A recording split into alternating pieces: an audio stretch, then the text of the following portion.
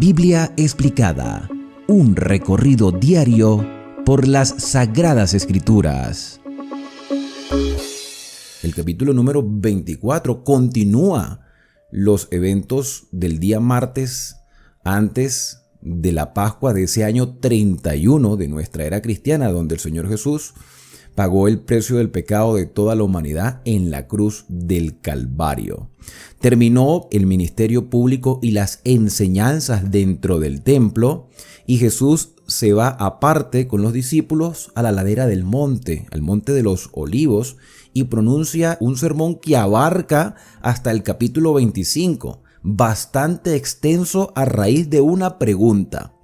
Cuando Jesús salió del templo después de haber tenido toda la discusión con los fariseos, los saduceos, los herodianos y todos los que se acercaron para intentar tentar a Jesús, y después de los ayes del capítulo 23, Jesús se iba y se le acercaron sus discípulos para mostrarle los edificios del templo. ¿Con qué propósito? ¿Con qué propósito los discípulos, que según Marcos pudieron haber sido 4 de los 12, Pedro, Andrés, Santiago y Juan? Aquellos que fueron llamados a ser pescadores de hombres. Quizás Mateo también estaba allí, pero no se menciona porque es el que narra todo este sermón completo. Y estos discípulos le muestran a Jesús los edificios del templo. En la mente de un judío que vivía en esa época y los que vivieron anteriormente, el templo era la gloria de Israel, era lo que les garantizaba a ellos de manera visible la presencia de Dios. Era lo que les permitía a ellos saber de que Dios estaba para protegerles. Tenían el templo como un amuleto. Y este no era el primer templo. Este ya era el segundo templo, porque el primero que construyó Salomón fue destruido por los babilonios.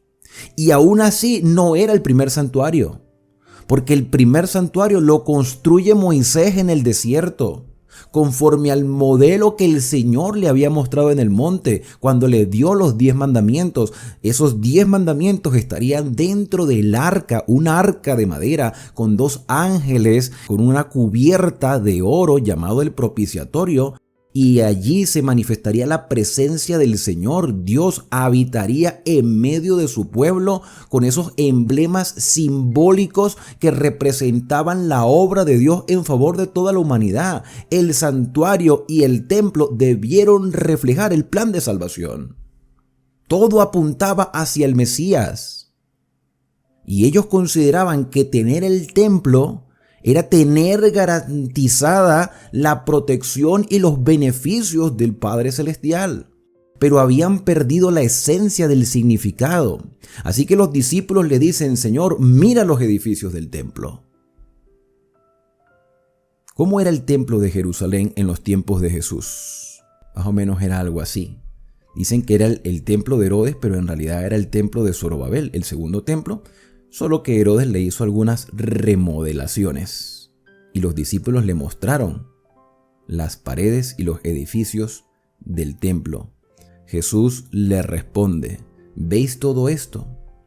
Os digo que no quedará aquí piedra sobre piedra que no sea derribada. El templo, que ha sido la gloria de Israel, que ustedes lo han visto como la protección y la garantía de que Dios está con ustedes, será destruido. Cuando los discípulos escucharon que el templo dejaría de ser porque el Señor Jesús lo estaba profetizando, ellos consideraron que eso era el fin del mundo. O sea, perder el templo, es decir, que todo esto llegó a su final. Y es con esta declaración del Señor Jesús cuando los discípulos se sientan con Él en el Monte de los Olivos y le preguntan: Señor, dinos, ¿cuándo serán estas cosas? ¿Cuáles cosas? Pues la destrucción del templo.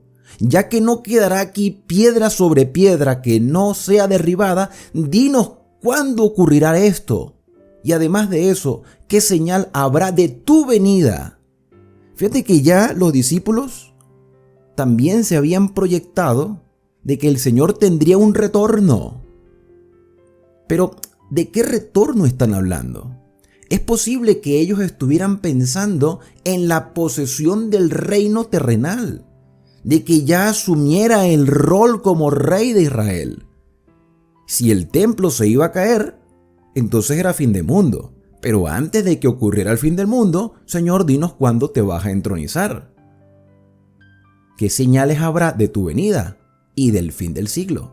Aunque ellos tenían una perspectiva muy local, el Señor los iba a proyectar hacia más al futuro, hacia eventos escatológicos. Jesús no le va a responder de manera directa lo que ellos están preguntando, sino lo que ellos necesitaban saber en ese momento. Entonces Jesús les respondió: mirad que nadie os engañe. Les da una advertencia: que nadie te engañe. La posibilidad de ser engañado existe. Si tú tienes la verdadera perspectiva del plan de salvación, si conoces a tu Señor, si profundizas en su palabra, si te dejas dirigir por el Espíritu Santo, aunque lo intenten, nadie te va a engañar. Mira, ten cuidado que nadie te engañe. Satanás va a buscar la manera de engañarte. Porque muchos queremos saber las señales de la venida del Señor. Muchos queremos saber los secretos escondidos en las profecías.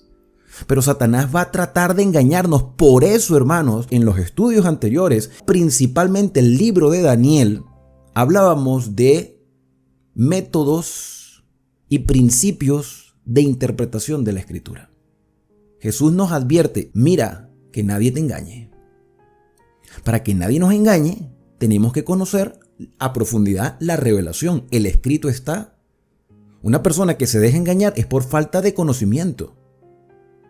Entonces, ¿cuáles son los principios de interpretación profética?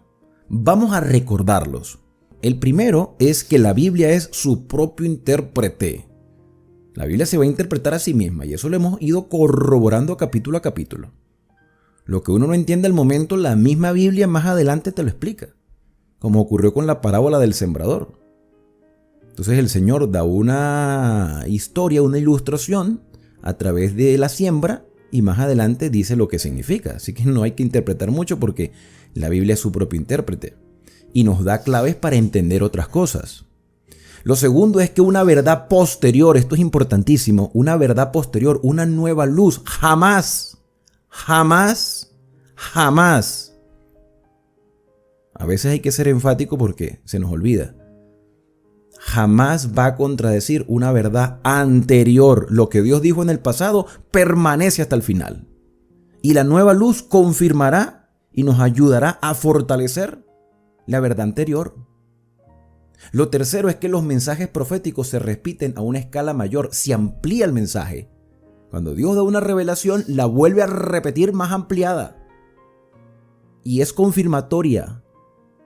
Otro principio de interpretación profética es que todos, absolutamente todos los libros terminan en el Apocalipsis. Lo que quiere decir que para entender el Apocalipsis, que a muchos nos gusta conocer las profecías, yo soy el primero que me deleito estudiando profecías, pero para poder tener todos los elementos necesarios para entender el Apocalipsis, todas las herramientas útiles para la interpretación de las imágenes apocalípticas, necesito pasar por todos los libros anteriores, por todos los capítulos, y eso es lo que hemos venido haciendo a lo largo de 3 años. Estudiando capítulo a capítulo y hemos llegado hasta Mateo 24 con este video. Así que si no has visto los videos anteriores, si tienes poco tiempo en el canal, yo te recomendaría que poco a poco vayas viendo los estudios que previamente se han realizado. Otro principio de interpretación profética es que el centro de todo mensaje profético es el Mesías. No es la iglesia, es el Mesías. No son las bestias, ni los cuernos, ni los ojos, ni las alas, ni las plagas. Todo mensaje profético está centrado en Cristo. Pero además de eso, para interpretar las profecías debemos definir qué método vamos a utilizar. Habíamos hablado en el libro de Daniel acerca del método preterista que nos dice que todas las profecías ya tuvieron su cumplimiento en la historia, ya se cumplieron, o sea, ya no hay nada que cumplirse. Y el método futurista es todo lo contrario, nada se ha cumplido, todavía falta por cumplirse. El detalle es que ese todavía falta por cumplirse nunca llega. Por un lado uno nos dice ya se cumplió todo, ya no hace falta nada, entonces no estamos esperando nada. por eso es que hay tanta indiferencia hacia los eventos finales. Y por otro lado, hay mucha expectativa que nunca llega porque siempre será hasta el futuro.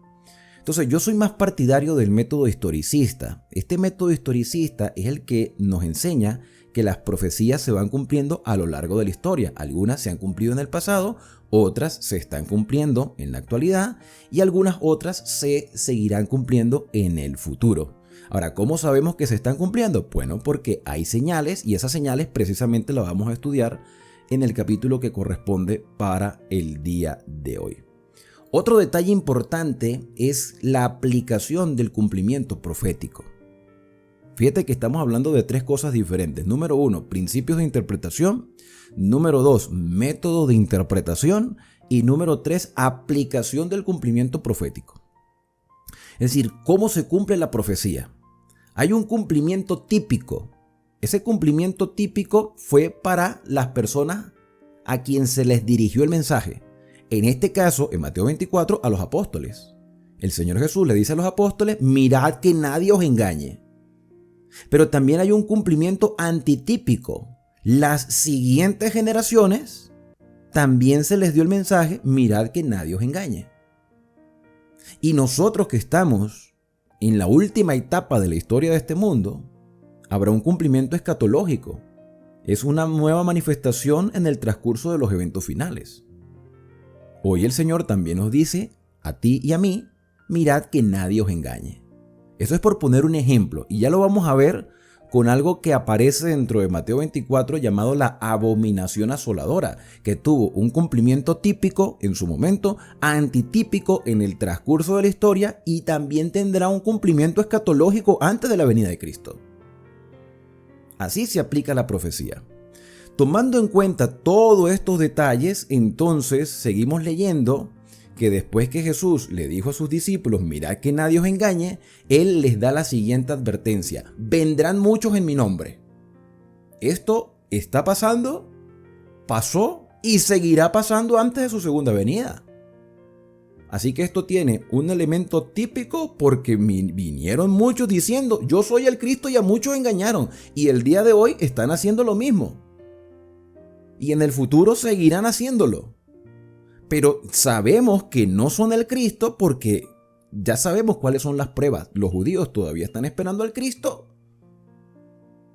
Lo que indica que Satanás puede utilizar una falsa venida de Cristo. Entonces Jesús advierte, mirad que nadie os engañe. Y Pablo corrobora que eso va a pasar. Cuando lleguemos a las cartas de Pablo, lo vamos a estudiar con más detalle. Pero Jesús también dice, oiréis de guerra. Fíjate que los discípulos le preguntan, Señor, ¿cuándo se caerá el templo? ¿Qué señales habrá de tu venida o de tu entronización? Del fin del siglo. Y Jesús se va directo a los eventos futuros. Pero no con la caída del templo. Lo del templo lo va a mencionar más adelante. Entonces Jesús los está proyectando hacia la escatología. Ustedes van a escuchar de guerras. Sí, y las guerras siempre han existido, hermanos. O sea que estas cosas no son nuevas. O sea, desde nosotros que venimos del siglo pasado, los que tenemos ya 30, 40 años, que venimos del siglo anterior, siempre hemos venido escuchando de guerras y la historia nos confirma que guerras ha habido prácticamente en todas las épocas. Y la sigue habiendo en nuestro contexto, la guerra Ucrania con Rusia, la guerra entre Palestina e Israel y las guerras políticas que vemos nosotros a diario en los noticieros. Las guerras existen y los rumores de guerra también, las amenazas de guerra. O sea que esto no es nada nuevo. Esto ya se ha venido cumpliendo a lo largo de la historia. ¿Es un indicador del tiempo del fin? Sí. ¿Nos debe alarmar? No, no nos debe alarmar porque en todas las épocas ha habido. Pero es una demostración de que la fuerza humana, el poder humano, las tendencias, los poderes políticos nunca podrán tener paz porque la única paz la proporciona el Salvador. Si ahora nosotros promovemos a través de la cultura y a través de los poderes políticos el ateísmo, ¿cómo crees tú que va a haber paz? Entonces hay guerra, rumores de guerra, no os turbéis, dice el Señor Jesús, ahí está. ¿Me debo alarmar? No, no te turbes, no te preocupes. Eso seguirá pasando. No se altere tu corazón, estás apercibido, pero estás entendiendo que estamos en un conflicto entre el bien y el mal. Y las guerras no van a dejar de existir hasta que Cristo venga. Y Jesús habla de que es necesario que todo esto acontezca. ¿Cómo puede ser un elemento bélico necesario? No, no es necesario, pero Jesús dice es necesario. ¿Por qué? Porque nos ayuda a estar alertas. Nos ayuda a estar apercibidos. Nos hace entender que el ser humano jamás va a encontrar la solución a los problemas sociales. El único que nos va a ayudar es Jesús. Es necesario que esto ocurra para mostrar nuestra impotencia, pero aún no es el fin. O sea que la manifestación de guerras no es la indicación de que ya esto llegó a su final. Pero existen y seguirán existiendo. Se levantará nación contra nación, reino contra reino, habrá pestes, pestes ha habido en todas las épocas. Los que vivimos la pandemia del COVID-19, que nos encerró en las casas durante varios meses y que cobró vidas de muchas personas, no es nada en comparación con otras pestes a lo largo de épocas anteriores. La peste negra, la gripe española, por mencionar algunas. Siempre han existido. Nuevamente se muestra la impotencia del ser humano. El ser humano es el causante de las pestes y no sabe después cómo solucionarla. Y empiezan a salir cantidad de teorías. ¿Cuántas teorías no salieron en la pandemia? Pero esto no debió sorprendernos, porque dice que habrá peste, habrá hambre. Hambre siempre ha habido. Y es por culpa del ser humano, no es por culpa de Dios. Porque la tierra sigue dando su fruto. ¿Es que acaso las frutas dejaron de producirse? ¿Es que acaso las cosechas dejaron de existir? La razón del hambre en la tierra es producto del mismo ser humano, que es el que tiene el control de las tierras. Quien sufre es el campesino. Yo que he tenido la oportunidad de visitar a hermanos que trabajan en el campo, ellos no pueden comercializar su producto porque hay una hegemonía, hay un sistema que controla la producción. El campesino no puede ir a llevar sus productos a las tiendas, tiene que haber un intermediario. Y en eso hay mafias. Así que el hambre es causa del hombre, no es causa de Dios. Los terremotos siempre han existido en diferentes lugares, uno más terrible que otro. Y las personas se asustan cuando hay un terremoto, pero los terremotos son circunstanciales, momentáneos, causan daños terribles, sí, muere mucha gente, pero después se nos olvida. En el momento hay temor, en el momento hay reflexión, pero ya después pasa. O sea que no podemos considerar que estas cosas que suceden en realidad van a afectar nuestra vida espiritual, porque en un momento sentimos ese temor y ese anhelo de buscar a Dios, pero cuando ya dejan de suceder las cosas, seguimos nuestra vida normal. Entonces Jesús dijo, no os alarméis. Habrá guerras, habrá rumores de guerra, habrá pestes, habrá hambre, habrá terremotos en diferentes lugares y todo esto será principio de dolores. No es el dolor completo. Es principio, porque en el momento se siente el temor, pero ya después pasa. Ahora, en el versículo número 9, cuando el Señor Jesús dice, mira, todos estos eventos naturales van a suceder, también van a haber eventos que tienen que ver con nuestra actitud espiritual. Porque el Señor primero habla de eventos de la naturaleza que afectan a todo el mundo, a todo el planeta, a todas las personas, cristianos o no cristianos. Pero a partir del versículo 9 habla ya de los que tienen convicción de fe, los que han puesto su confianza en el Señor. Y dice que estas personas, aparte de los eventos naturales que afectan a todos, a justos, a injustos, a buenos y malos, cristianos o ateos, lo que sea, el versículo 9 va directamente contra los creyentes. El Señor advierte que os entregarán a tribulación a los fieles. Los infieles no tienen tribulación, tienen temores por las catástrofes naturales, pero después se les pasa. Entonces dice que se entregarán a tribulación, se matarán, serán aborrecidos de toda la gente a causa de mi nombre. Y yo quiero preguntar si esto es algo nuevo. ¿Será que la historia no ha manifestado también tribulación para los fieles? ¿Será que la historia de los primeros 3 siglos del cristianismo, cuando los cristianos eran llevados por el Imperio Romano al Coliseo y los lanzaban a los leones, o los crucificaban y los colocaban como antorchas para iluminar el circo romano, ¿será que eso no era una tribulación?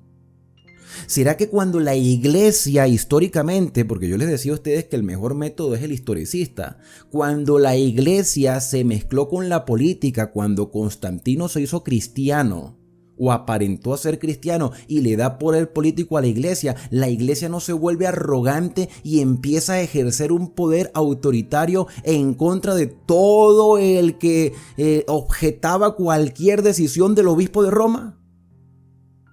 ¿Será que no existió en la historia algo llamado la Santa Inquisición?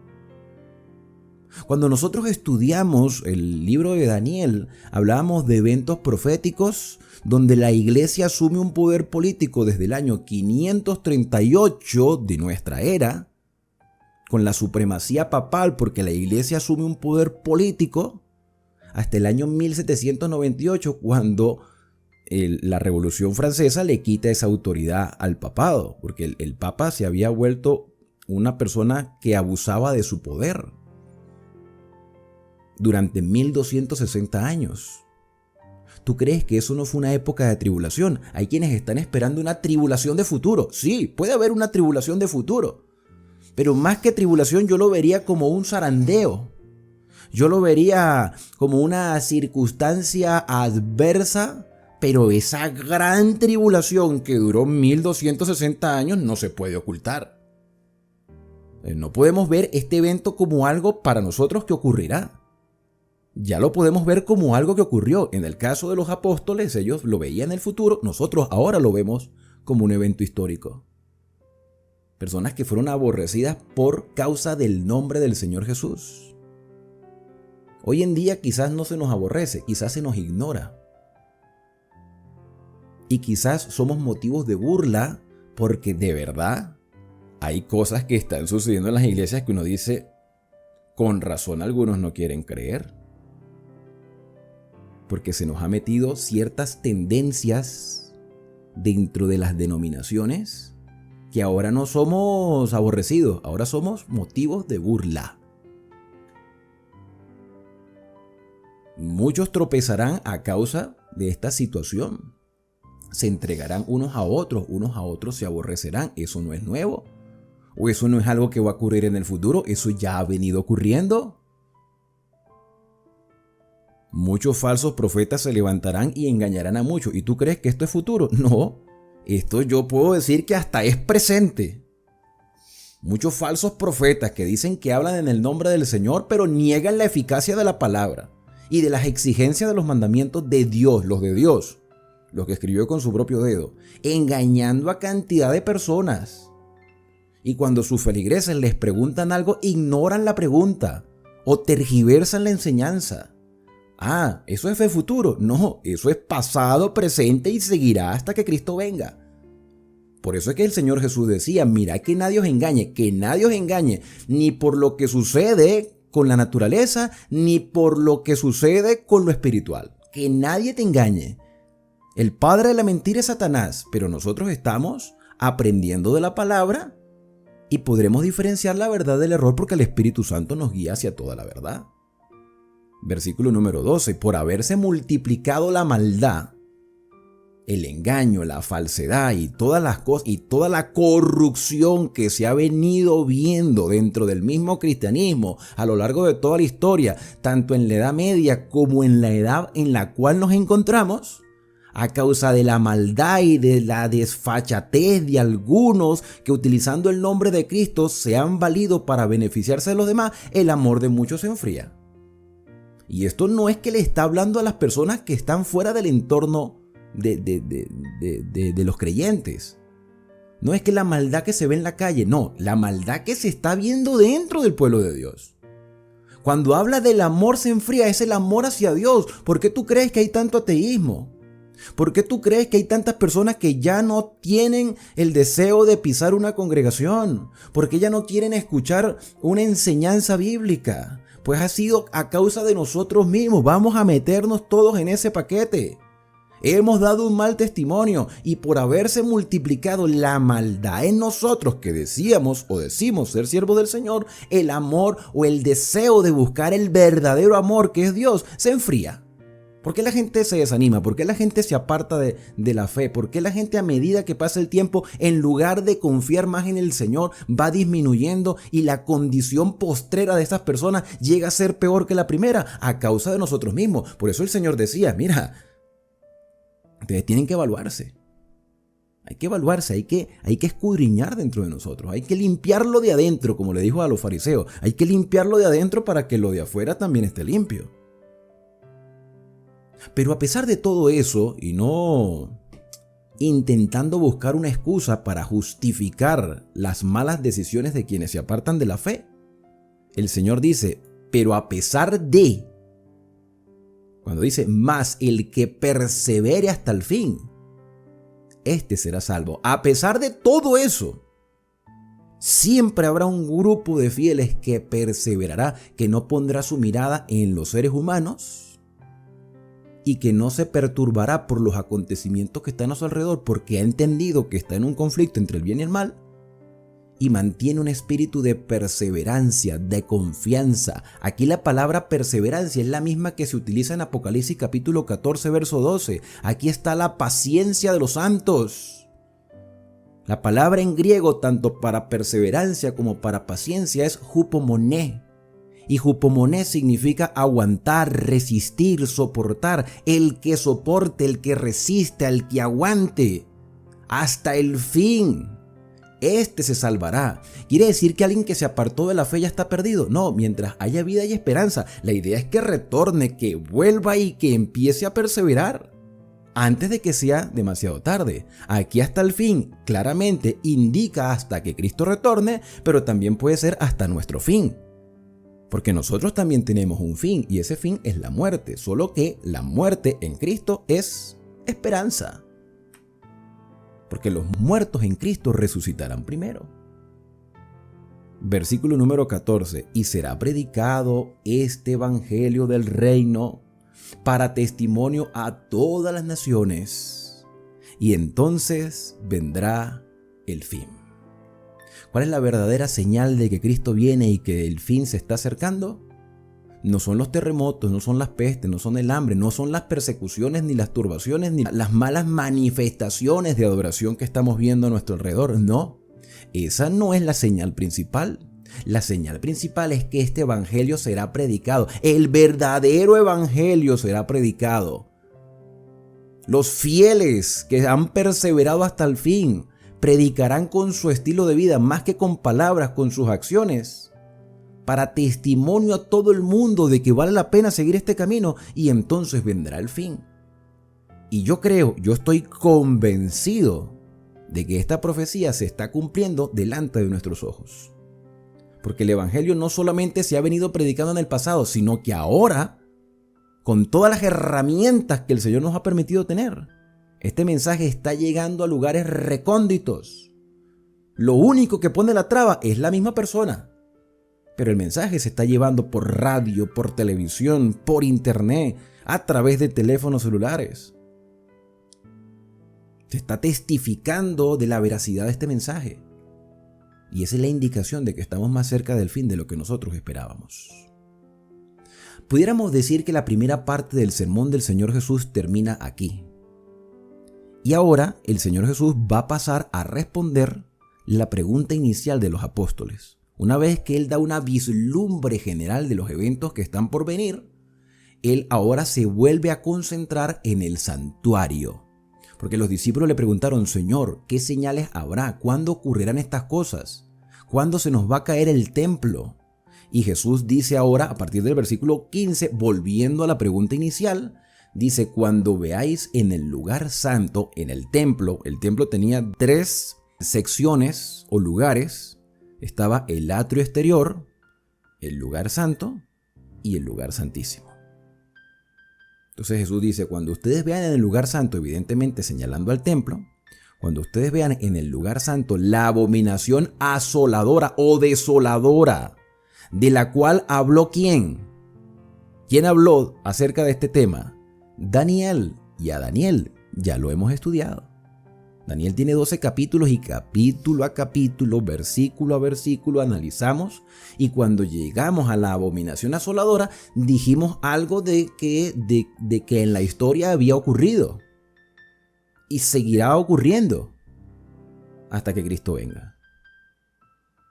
Entonces, como les dije al principio, hay 3 maneras de aplicar la profecía. La manera típica en su momento, la antitípica a lo largo de la historia y la escatológica al fin de la historia. La abominación asoladora o desoladora en el lugar santo típica ocurriría en el año 70 y ocurrió en el año 70. Todavía había apóstoles, todavía había cristianos en desarrollo. Ya Cristo había pagado el precio del pecado de la humanidad en el año 31, ya había ascendido a la patria celestial después de la resurrección. Y el Señor advirtió que esto iba a ocurrir, que el templo se caería. ¿Y cuando cayó el templo? En el año 70 por parte de los romanos. Esa es considerada la abominación asoladora predicha por el profeta Daniel, la típica. Pero entonces el Señor dice, el que lea entienda. O sea, vas a leerlo, vas a entenderlo. Daniel en su momento no lo entendió, pero ustedes sí lo van a entender.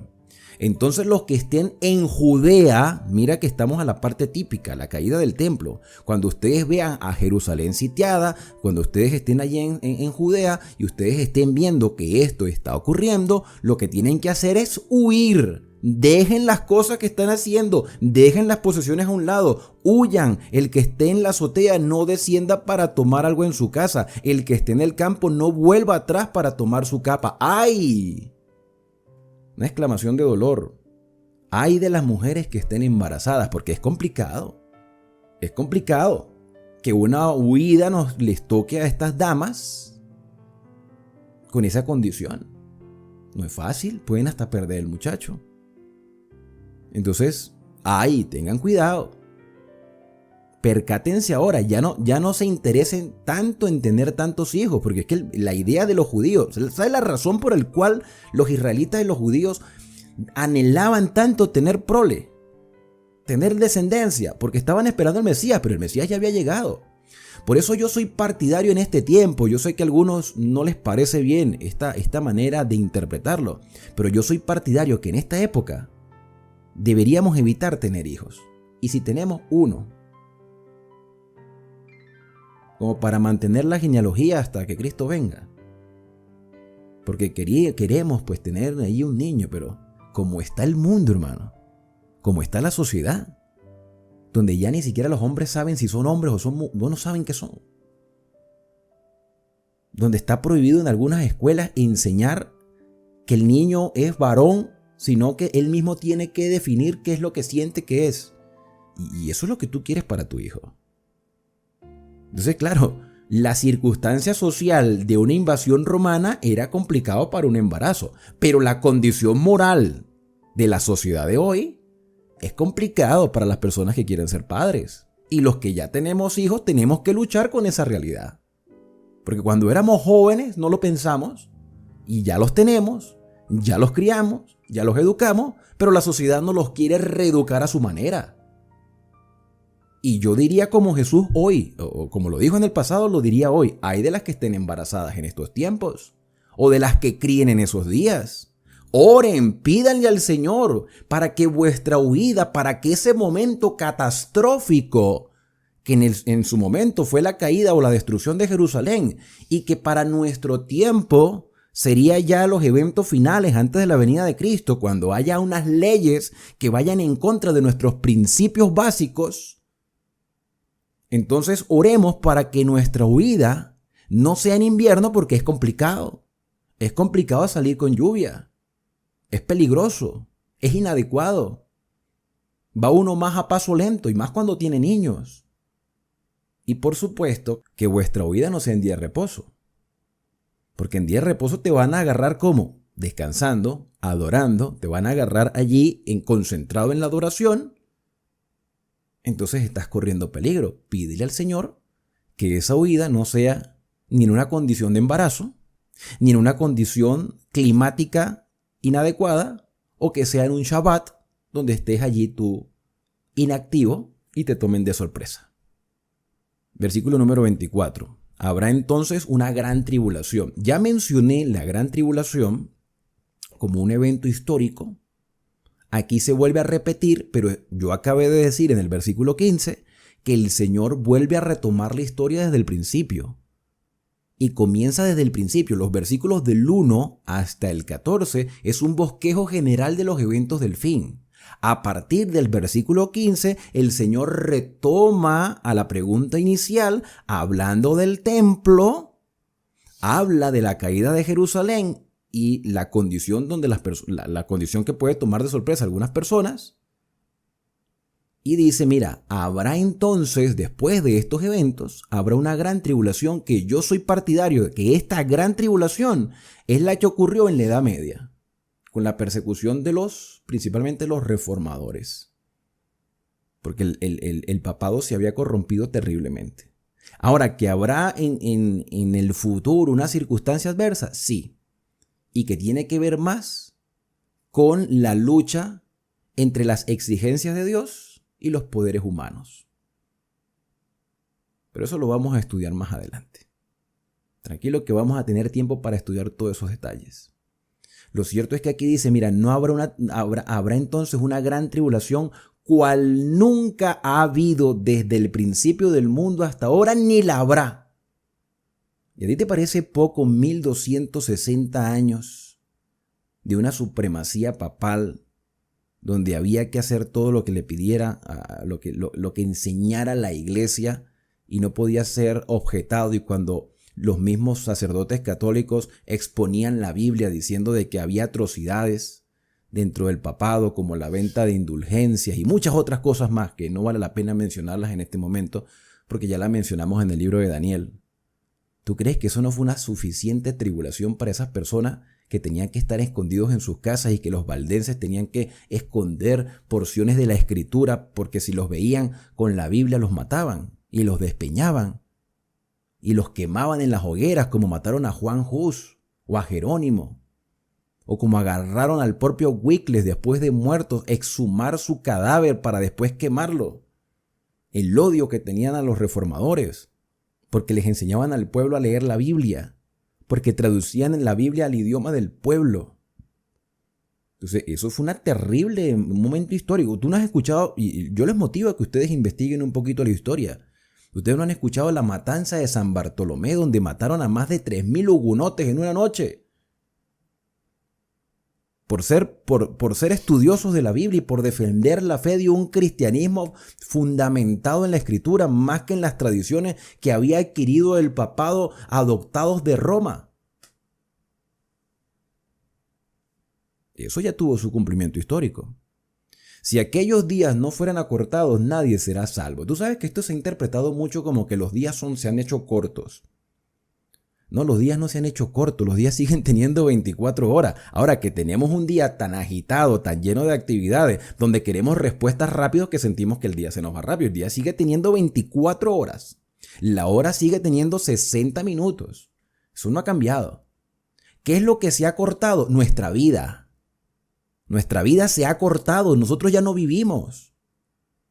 Nosotros andamos ajetreados en compromisos. No nos detenemos, trabajamos de sol a sol, de domingo a domingo, ya ni siquiera guardamos un día de descanso. Nuestra vida se nos deteriora constantemente y sentimos que no alcanzamos los objetivos, porque vivimos cada vez más afanados. Mira, yo recuerdo los que vivimos en el siglo pasado, es que aquí la mayoría vivimos en el siglo pasado, a menos que una persona tenga 20 años. Pero los que ya pasamos de 25, 30, que hemos llegado a 40, que vivimos en el siglo pasado, que escribíamos cartas y que nos comunicábamos con teléfono pago, no existían los teléfonos celulares, aprendimos a tener paciencia para esperar respuestas. Ahora no, ahora tú envías un mensaje y si ya tú ves que llegaron los 2 chulitos azules, tú te desesperas por la respuesta. Mira, ¿qué pasó? Que me dejaste en visto. O sea, vivimos una vida afanados, hermano. Para la final vivir 70, 80 años y en realidad no vivir. Esa es la realidad. Entonces el Señor tiene que acortar la vida del ser humano, porque si seguimos viviendo así, ¿hasta dónde vamos a llegar? Claro, es entendible que algunos interpreten esto como que los días se han hecho más cortos. Pero Dios permitió que nuestra vida sea más corta, y si eso no pasa, nadie será salvo. Porque cada quien va a estar absorbido en sus propios intereses. Mas por causa de los escogidos, aquellos días serán acortados. ¿Cómo que por causa? Por amor a los escogidos. Por amor a los escogidos. Y aquí ahora pudiéramos interpretar esta parte final del versículo como los días se acortan, haciendo más cercano la venida del Señor Jesús. Ahora estamos más cerca de lo que nosotros nos imaginamos. El Señor tiene su hora, su día, tiene su fecha, tiene su momento. Pero podemos adelantar esa venida por nuestro testimonio, por la obra de la predicación del Evangelio que ya acabamos de leer en el versículo 14. Será predicado este Evangelio para testimonio a todas las naciones, entonces vendrá el fin. Y hablando de la segunda venida, el Señor Jesús dice, si alguno os dijere, mirad, aquí está el Cristo, mirad, está allá, no lo creáis, porque se levantarán falsos cristos y falsos profetas y harán grandes señales. O sea que las señales, esas manifestaciones que en algunas iglesias dicen, ¡ay, un milagro! Un milagro. Pero ven acá, ya va. Un milagro en una iglesia, en una denominación que pisotea los mandamientos de Dios.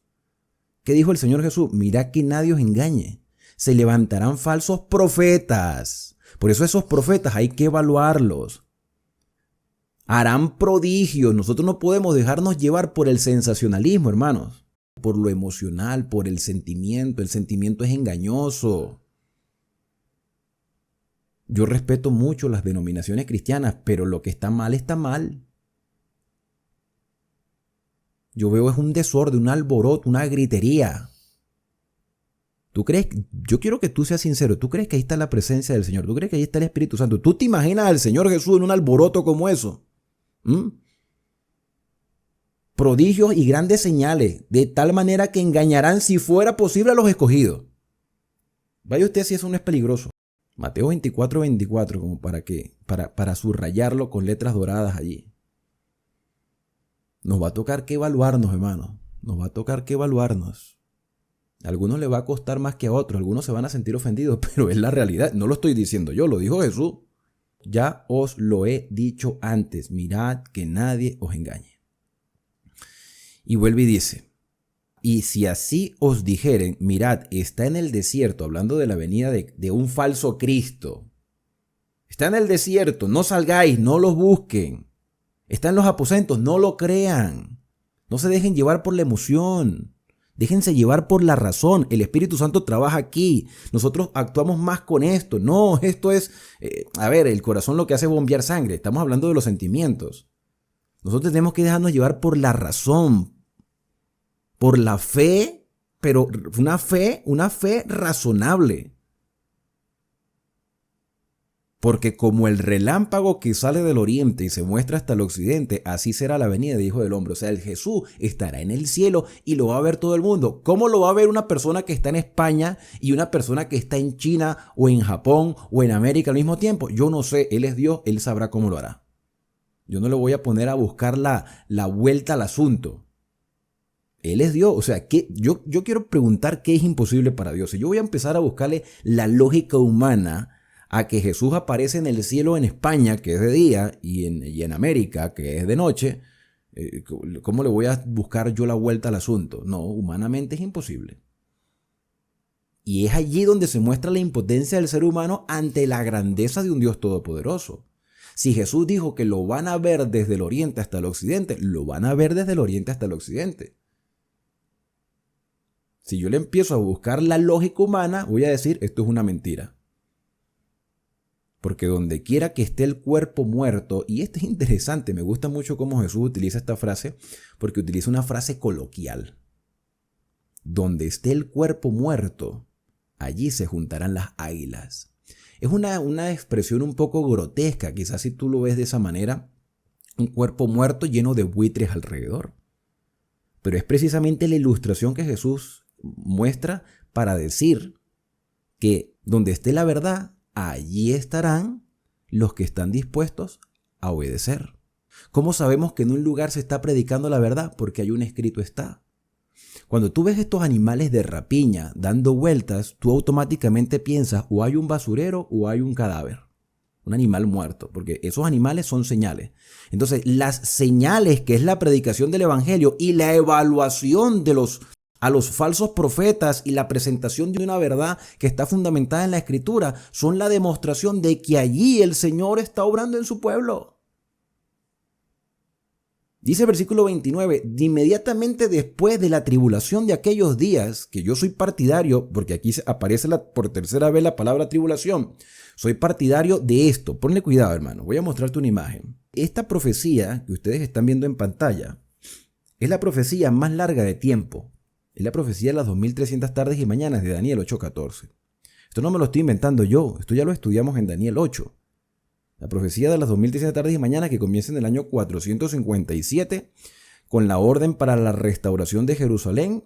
Se habla del Mesías príncipe que a la mitad de la semana haría cesar el sacrificio de la ofrenda porque le quitarían la vida al Mesías, y eso ocurrió en el año 31. Donde ustedes ven la cruz, allí estaba el cumplimiento casi de las 70 semanas. Fue hasta el apedreamiento de Esteban, cuando ya prácticamente se cumplieron las 70 semanas, donde los apóstoles tuvieron que irse a las regiones de los gentiles a proclamar que el Cristo había venido, porque prácticamente los judíos no querían saber nada de Jesús, ni siquiera creían que había resucitado. Ahí terminan las 70 semanas de Daniel 9. Pero Daniel 8 habla de una profecía de 2300 tardes que llegó hasta el año 1844. De esta fecha también hablé en Daniel, pero más adelante, cuando lleguemos a Apocalipsis, profundizaremos un poco más, porque seguramente para muchos esta es una fecha nueva que quizás no tenía relevancia para su vida, pero ahí está el cumplimiento de la profecía. Después hablaremos qué ocurrió con exactitud en esa fecha. Pero dentro de esta profecía de las 2300 tardes y mañanas, que aparece allí en Daniel 8:14, y las 70 semanas, que están acá, aquí está la cruz de Cristo, en el año 70 se destruye el templo, como lo mencioné, pero desde el año 538 hasta 1798, pasaron 1260 años, que Apocalipsis lo llama tiempo en la mitad de un tiempo, o 1260 días. Quizás para los que están viendo Mateo por primera vez y no han visto Daniel, yo les recomiendo nuevamente, vayan al libro de Daniel y ahí les esté explicando todos esos detalles. En este periodo del año 538 hasta 1798, esto es lo que históricamente sería la Gran Tribulación. Hasta 1798, cuando la Revolución Francesa, que de paso Francia es atea, ustedes no vieron los Juegos Olímpicos, la burla del cristianismo y las aberraciones que hicieron en la apertura de los Juegos Olímpicos del año 2024. Bueno, para que usted vea que Francia es atea. Entonces, claro, en ese surgimiento del ateísmo y también quitarle el poder al papado, que habían hecho una sinvergüenzura durante toda esa época, en toda esta época de la Gran Tribulación, cuando ya llega a su fin esa Gran Tribulación, vienen algunos acontecimientos históricos. Mira, tomen en cuenta esta fecha, 1798. O sea, no la pierdan de vista, 1798. Volvemos a Mateo 24, porque si tomo en cuenta esa fecha, voy a ver que el Señor Jesús dice que en ese periodo histórico de esa gran tribulación ocurrirán varias cosas. Mira, inmediatamente después de la tribulación de aquellos días, el sol se oscurecerá. Si esto es verdad, que la gran tribulación abarca ese periodo, el sol tuvo que oscurecerse algunos años después. No es que va a ocurrir para nuestro futuro, es que esto ya ocurrió, hermanos. El oscurecimiento del sol ya ocurrió. En el libro de Daniel lo expliqué, y lo expliqué con páginas de investigación científica de lo que ocurrió el día. Por aquí tengo la fecha anotada, no me la aprendí de memoria, pero por aquí tengo la fecha anotada del oscurecimiento del sol. Fue el 19 de mayo de 1780. O sea, fue antes de 1798, pero estuvo allí en el contexto histórico.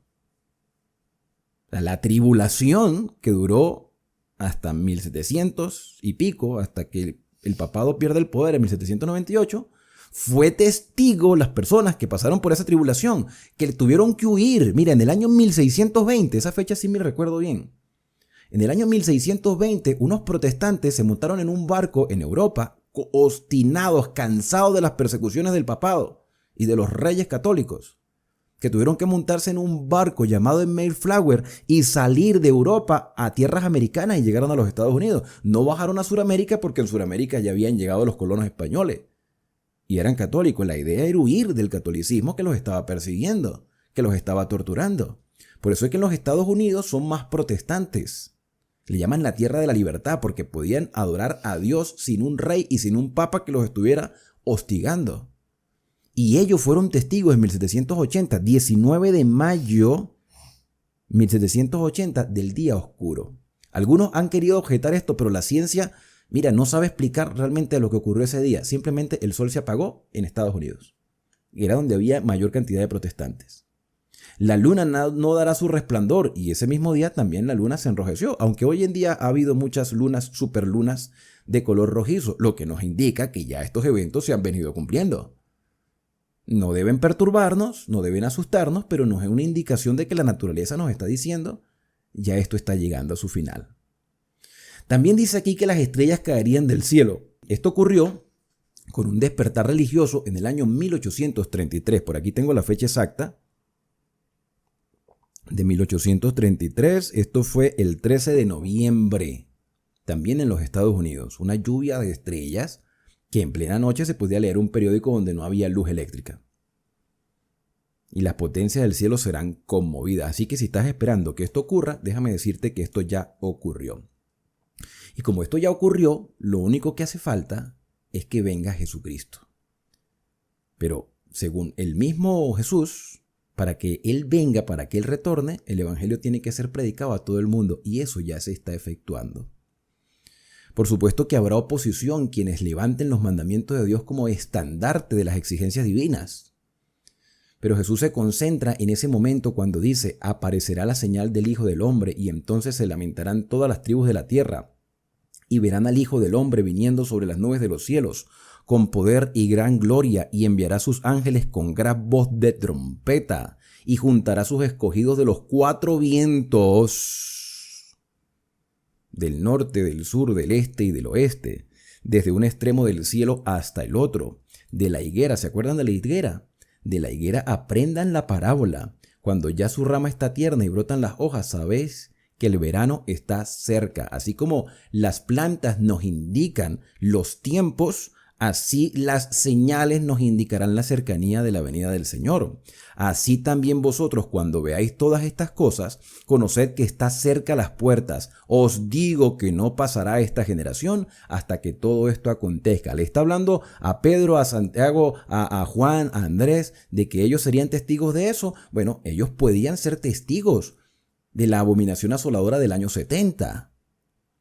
Pero recuerden que este mensaje es escatológico, lo que indica que nos está hablando a quienes vivimos en el tiempo del fin. Sin embargo, uno de esos discípulos que estaba escuchándole vio estas revelaciones desde la profecía y escritas en el libro de Apocalipsis. ¿Y quién fue ese que vio esas revelaciones? Juan, el discípulo amado.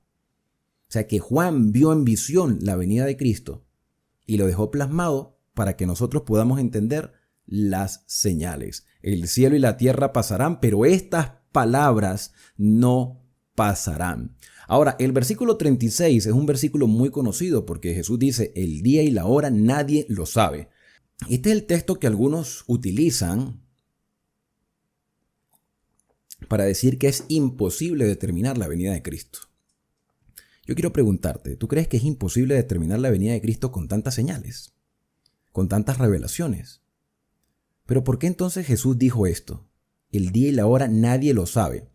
A mí me llama la atención porque Jesús habló en presente. Nadie lo sabe, pero no dijo nadie lo sabrá. Ahora, si dijera el texto nadie sabrá el día y la hora, ahí digo yo, mira, es imposible determinar la venida de Cristo. Ahora, ¿sabemos en la actualidad cuál es el día y la hora de la venida de Cristo? No lo sabemos porque Él todavía no lo ha revelado, pero yo soy de los que cree que lo revelará en su momento. Porque Él no nos va a dejar en tiniebla, así como reveló su primera venida con todo y eventos proféticos y que muchos lamentablemente no le prestaron atención. Así también ocurrirá para la segunda. El día y la hora nadie lo sabe ahora, pero no quiere decir que no lo sabremos después. ¿Tú crees que el Señor nos va a dejar en tinieblas? No. Los ángeles no lo saben, lo sabe el Padre en este momento. pero tú y yo lo sabremos en su momento cuando Él lo revele. Y no se lo va a revelar a una persona, se lo va a revelar a muchas personas al mismo tiempo. ¿Cómo lo hará? No sé, Él verá. Él es Dios y Él sabe cómo hace las cosas. Pero el mensaje central aquí, preparémonos porque ese día va a llegar. Y a partir del versículo 37, el Señor utiliza un evento histórico para asemejar lo que sucederá con algo que ya sucedió. Y dice el versículo 37, como en los días de Noé, así será la venida del Hijo del Hombre. O sea, que el retorno de nuestro Señor será semejante a los acontecimientos y la condición social, moral y espiritual de la tierra. Será muy semejante al de las personas que vivieron antes del diluvio. Mira, según el mismo libro de Génesis, la condición del hombre era de continuo hacia el mal. Al ser humano se le dieron 120 años de oportunidades para que entrara al arca, para que escuchara el mensaje de advertencia de que vendría un diluvio. Yo estoy seguro que muchas de esas personas, porque Noé solo con sus 3 hijos no pudo haber hecho un arca, por más que tuvo 120 años, porque también tenía que sacar tiempo para ir a predicar. Yo soy de los que cree que muchas personas ayudaron a construir el arca, pero fueron incapaces de entrar. Lo hicieron por un interés, porque Noé le pagaba. Pero cuando llegó el momento de entrar, nadie tuvo la suficiente confianza en la palabra de Dios para decir, me voy a meter a esa arca porque vendrá un diluvio en una tierra donde nunca ha llovido. Las personas se dejaron llevar por la lógica humana en lugar de la fe. Los animales fueron más sabios, porque los animales con su instinto animal se metieron en el arca porque sabía que venía un peligro, pero el ser humano no captó que venía el peligro, por más que tenía raciocinio y se le advirtió de que el peligro venía. Jesús está diciendo, la condición será semejante a los días de Noé antes de que el Hijo del Hombre venga. Como en los días de Noé, así será la venida del Hijo del Hombre. ¿Y cómo eran los días de Noé según el mismo Señor Jesús? Yo quiero que ustedes, hermanos, préstenle mucha atención. Sé que este quizás sea el video más largo que nos ha tocado que grabar de los 950 y tantos videos que hemos hecho en este canal. Pero creo que este es uno de los capítulos más importantes de todo lo que hemos venido estudiando hasta el día de hoy.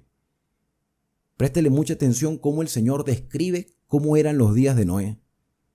Dice, porque como en los días antes del diluvio estaban comiendo, bebiendo, casándose y dándose en casamiento. ¿Es malo comer? ¿Es malo beber? ¿Es malo casarse? No. Pero su vida estaba centrada en lo que comían y en lo que bebían, en sus necesidades personales. No había necesidades espirituales, todo era necesidades físicas, todo era satisfacer el gusto, todo era el placer, todo era la conveniencia, el matrimonio. ¿Sí? Las festividades, el disfrute. No quiere decir que comer y beber y casarse sea malo. Lo malo estaba en la manera como lo hacían. Esta gente vivían para comer, vivían para beber, vivían para casarse, vivían para el placer, como aquellos que anhelan que vengan el fin de semana para irse a fiesta, porque no ven más allá de una fiesta de fin de semana. Entonces, como ellos estaban en su mundo haciendo sus cosas personales sin tomar en cuenta las advertencias de Noé, entonces ellos andaban viviendo su vida normal hasta que llegó el día en que Noé entró al arca. El tiempo llegó, se acabó el tiempo. Y estas personas, como estaban en sus propias actividades, dice el versículo 39, no entendieron, no comprendieron o no le quisieron prestar atención. No entendieron hasta que vino, y esta palabra es clave, hasta que vino ¿qué cosa? Vino el diluvio, vinieron las aguas, las cataratas de los cielos se derramaron sobre la tierra, empezó el agua a crecer y entonces se movían todos los elementos desde la tierra, más la lluvia, la gente se ahogó. Y por más que se fueron a las montañas, el agua dice aquí que se los llevó a todos. Subraya esa palabra, se los llevó a todos. ¿A quiénes se llevó? A los que estaban fuera del arca. Los que estaban dentro del arca se quedaron. Sobrevivieron. Y Jesús dice, así también será la venida del Hijo del Hombre. Los que estaban fuera se los llevó el diluvio y los que estaban dentro del arca se quedaron firmes allí, confiando en el Señor, aunque eran personas imperfectas. ¿Qué dijo Jesús? Así será la venida del Hijo del Hombre. Y lo que viene a continuación, fuera del contexto, se entiende de una manera, pero en el contexto, mira cómo se entiende. Versículo 40. Entonces estarán dos en el campo, dos personas diferentes en una misma condición, ejerciendo una misma labor. Según lo que dice el versículo, uno de estos dos será tomado y el otro será dejado. Pero además de eso, el Señor dice en el versículo 41, dos mujeres estarán moliendo, dos mujeres en una misma circunstancia, están haciendo una misma labor, pero una será tomada y la otra será dejada. Y Jesús dice, velad pues porque no sabéis a qué hora ha de venir vuestro Señor. Estos versículos unidos a los que aparecen en Lucas, que cuando lleguemos a Lucas lo vamos a leer, no lo voy a leer ahorita porque, imagínate, se va a hacer más largo la presentación. Pero Lucas añade a dos personas que están en una cama. Uno será tomado y el otro será dejado. ¿Cómo comúnmente se ha interpretado estos versículos? Como el famoso rapto secreto. Claro, porque tú lo lees de esa manera, así, descontextualizado, y tú dices, el tomado se lo llevó al cielo y el dejado se quedó. De la teoría del rapto secreto, de la enseñanza del arrebatamiento del rapto secreto, fue el primer video que grabé en este canal. Ahí rudimentario, pero fue el primero que expliqué. Hermanos, miren, el contexto dice que los días antes de la venida de Cristo serán como los de Noé. La gente estará comiendo, bebiendo, casándose y dándose en casamiento hasta el día en que Noé entró en el arca y no entendieron hasta que vino el diluvio y se los llevó a todos. Repito, ¿a quién se llevó? A los que se quedaron fuera del arca y se murieron. ¿Quiénes se quedaron? Los que estaban dentro del arca. ¿Por qué hago énfasis esto? Porque nosotros acabamos de leer en el versículo 40 y 41 que de las dos personas que estaban en el campo, uno fue tomado y el otro fue dejado. Y de las dos mujeres, una fue tomada y la otra fue dejada. Pero la que estamos leyendo es la versión Reina Valera 1960. ¿Qué pasa si yo busco otras versiones para comparar como hemos hecho en algunas otras oportunidades? Por ejemplo, si yo voy a la versión que se llama versión Biblia de las Américas. En la versión Biblia de las Américas, mira lo que dice aquí el versículo 39. Ellos no comprendieron hasta que vino el diluvio y se los llevó a todos. Así será la venida del Hijo del Hombre. Entonces estarán dos en el campo. Uno, mira la diferencia de este versículo 40. Uno será llevado. No dice tomado, dice llevado. Uno será llevado y el otro será dejado. Igualmente las mujeres que están moliendo en un molino. Una será llevada, no dice tomada, dice llevada. Y la otra será dejada. Eso lo dice la versión de las Américas. Pero ¿qué pasa si busco otra versión? Por ejemplo, la versión... ¿Cómo se llama esta? Versión traducción viviente. Traducción viviente, así se llama. Vamos a ver. Dice el versículo 40, dos hombres estarán trabajando juntos en el campo. Uno será llevado y el otro será dejado. Dos mujeres estarán moliendo harina en un molino. Una será llevada y la otra será dejada. Vamos a ver otra versión, la versión Dios habla hoy, que es una versión católica. Versículo 40. Dice, en aquel momento estarán dos hombres en el campo. Uno se lo llevarán y el otro lo dejarán. Y dos mujeres estarán moliendo, o a una se la llevarán y a otra la dejarán. Pero según el contexto del versículo 39, los que son llevados, hermanos, son los que se los llevó el diluvio. Los que se murieron, los que se perdieron. O sea que nos hemos interpretado mal el versículo por la traducción de la Reina Valera 60. Los que son llevados son los que se pierden. ¿Y cómo sabemos que los que son llevados son con los que se pierden? Cuando tú vas al libro de Apocalipsis, en el capítulo número 12, cuando ves a la mujer vestida del sol y al dragón escarlata que persigue a la mujer, dice la escritura que el dragón echó de su boca tras la mujer agua como un río para que el río arrastrara a la mujer. ¿Qué fue lo que hizo el diluvio con los que se perdieron? El diluvio los arrastró, se los llevó, se murieron, se ahogaron. ¿Qué es lo que Satanás ha querido hacer con el pueblo del Señor? Jesús dijo, mirad que nadie os engañe. Satanás ha querido arrastrar al pueblo a lo largo de la historia, pero el Señor ha cuidado a su pueblo en todas las épocas. Por lo tanto, los que no entienden se los lleva a la confusión, Satanás los envuelve y empiezan a vivir un cristianismo totalmente diferente a lo que Dios quiere para nosotros. Mirad que nadie os engañe. Los que son llevados se pierden, los que son dejados se quedan, porque han puesto su fundamento, su fe y su confianza en la roca que es Cristo Jesús. Jesús dijo, el que me cree a mí y a mis palabras, yo le compararé a un hombre que edificó su casa sobre la roca. Vinieron vientos, tormentas, tempestades, creció el mar y la casa no se cayó porque estaba fundamentado en la roca.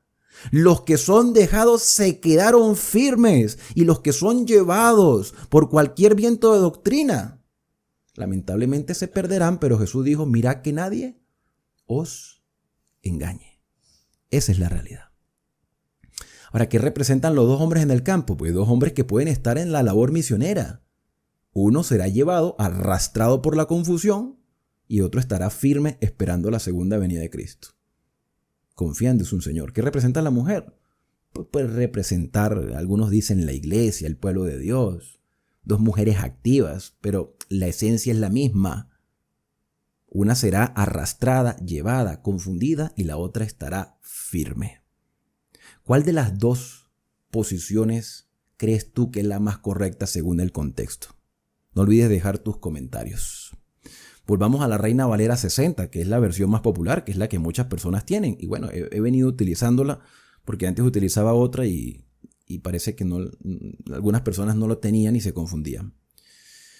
Bueno, vamos al versículo 42. Jesús dice, velad porque no sabéis a qué hora ha de venir vuestro Señor, pero sabed esto, que si el padre de familia supiera a qué hora ha de venir el ladrón, velaría y no dejaría que el ladrón entre a su casa. Hay que estar vigilantes y la vigilancia comienza desde adentro, desde nosotros, desde nuestra vida espiritual y la vida de nuestra casa. Por lo tanto, también vosotros estad preparados porque el Hijo del Hombre vendrá a la hora que no pensáis. Pero como ya estamos advertidos y tenemos todas las señales, no nos debería tomar de sorpresa. Versículo 45. ¿Quién es pues el siervo fiel y prudente, el cual puso su Señor sobre su casa para que les dé alimento a su tiempo? Y esto es un llamado a los dirigentes. El Señor nos ha dado una responsabilidad para dar el alimento al pueblo a su tiempo. Nosotros estamos aquí para alimentar al rebaño de nuestro Señor. Bienaventurado aquel siervo, tú y yo, al cual cuando su Señor venga lo haya haciendo así. Mis queridos compañeros de ministerio, ¿estamos alimentando al pueblo o nos estamos alimentando del pueblo? ¿Nos estamos valiendo de los tesoros que Dios nos ha conferido? ¿O estamos administrando sus tesoros, sus perlas preciosas que serán llevadas como trofeos a la patria celestial, no para gloria humana, sino por los méritos y la gloria de nuestro Salvador Jesús? Entonces, bienaventurado aquel siervo al cual cuando su Señor venga le halle haciendo así. De cierto os digo que sobre todos sus bienes les pondrá. Pero si aquel siervo malo, o sea nosotros, si no cumplimos nuestra responsabilidad y empezamos a decir en nuestro corazón, el Señor tarda en venir, todavía no viene, todavía no es momento, y empezamos a valernos de la hermandad para beneficiarnos y comienza a golpear a sus consiervos, a criticar, y en vez de ayudar lo que están haciendo es confundir a las personas y comer y beber con los borrachos, viviendo en placeres y en deleite. Vendrá el Señor de aquel siervo en aquel día que él no espera, porque no está esperando a su Señor, pues está pendiente de sus posesiones materiales, sin vergüenza, que se lucran del evangelio de una manera despiadada y miserable. Entonces, como no están esperando a su Señor, sino que están esperando es la ofrendita semanal. Ojo, yo no estoy en contra de las ofrendas, estoy en contra de la mala actitud y la mala obra que están haciendo algunos. Y eso es lo que el Señor está diciéndonos aquí, a quienes tenemos la responsabilidad espiritual de dirigir a la hermandad. Entonces vendrá el Señor de aquel siervo y lo castigará duramente y pondrá su parte con los hipócritas. ¿Y quién eran los hipócritas? Los fariseos. Fariseos que tenían la teoría pero no tenían la práctica. Allí será el lloro y el crujir de dientes. Alguien me preguntaba, ¿qué significa esta expresión? Pues es una expresión de condenación, de dolor por no haber aprovechado las oportunidades que Dios nos dio. Pero si tú y yo aprovechamos las oportunidades, si tú y yo velamos, no nos dejamos engañar y estamos pendientes a las señales y empezamos a proclamar este mensaje no solo de teoría sino de práctica, entonces, hermanos, tendremos una fe firme, sólida, que estará perseverando hasta que Cristo venga, y mantendremos una esperanza viva porque el Señor vendrá a buscarnos.